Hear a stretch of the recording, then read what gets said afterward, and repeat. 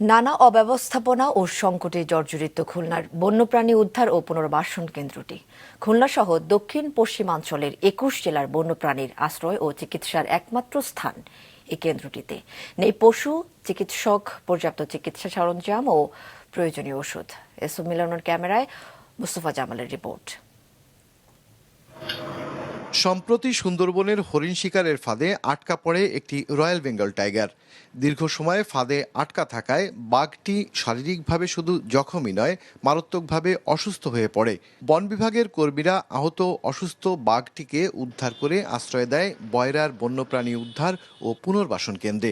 কিন্তু ব্যাহত হয় চিকিৎসা, কারণ এখানে নেই কোনো পশু চিকিৎসক। বাধ্য হয়ে প্রায় ৩০০ কিলোমিটার দূরে গাজীপুর থেকে চিকিৎসক আনতে হচ্ছে বন বিভাগকে।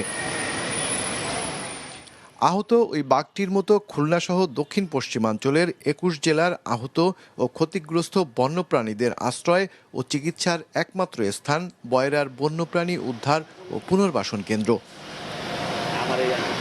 ১ দশক আগে চালু হওয়া এই কেন্দ্রটি শুরু থেকেই খুঁড়িয়ে চলছে। প্রাণী চিকিৎসক নেই এখানে দীর্ঘদিন, নেই আধুনিক কোনো অপারেশন থিয়েটার ও প্রয়োজনীয় ঔষধ ও যন্ত্রপাতি। আমরা বন্যপ্রাণীকে উদ্ধার করে নিয়ে এসে গিয়ে যে সমস্ত চ্যালেঞ্জের মোকাবিলা হই, তার ভিতরে সবচেয়ে বড় যেটা চ্যালেঞ্জ আমাদের কাছে সেটা হচ্ছে এখানে কোনো ভেটেরিনারি ডাক্তার নেই। তো আমাদের স্বাভাবিকভাবে যদি কোনো ছোট প্রাণী হয় সেটা আমরা এখানে যারা লোকাল যেই ভেটেরিনারি ডাক্তার আছে তাদের সাথে কথা বলে হয়তো আমরা চিকিৎসা কার্যক্রমটা আমরা পরিচালনা করি। কিন্তু এই বাঘ বা বড় যে সমস্ত প্রাণী যখন এখানে চিকিৎসা করা হয়, এটা কিন্তু তখন এই যারা স্থানীয় ভেটেরিনারি ডাক্তার আছেন বা আমাদের পক্ষে কিন্তু এটা সম্ভব নয়। ২১ জেলার বন্যপ্রাণী উদ্ধার ও রক্ষণাবেক্ষণের জন্য বন বিভাগের রয়েছে মাত্র ৩০ জন কর্মী। লোকবল সংকটের কারণে মাঝে মধ্যেই বিড়ম্বনায় পড়তে হয় সংশ্লিষ্টদের। এরকম লজিস্টিক সাপোর্ট দরকার, আমাদের আরও গাড়ি দরকার এবং বিশেষ করে জনবল দরকার।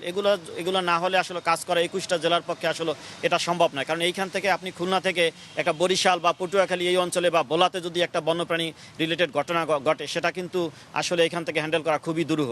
বিভিন্ন জেলাতে বা উপজেলাতে স্বেচ্ছাসেবী গঠন তৈরি করা, যারা বন্যপ্রাণী নিয়ে কাজ করে তাদেরকে সংগঠিত করে আমরা তাদের সাথে যোগাযোগ রেখে এই কাজটা করার চেষ্টা করছি।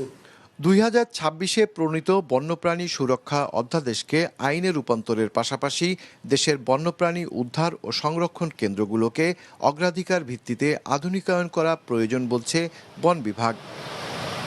মোস্তফা জামাল, মাছরাঙা সংবাদ, খুলনা।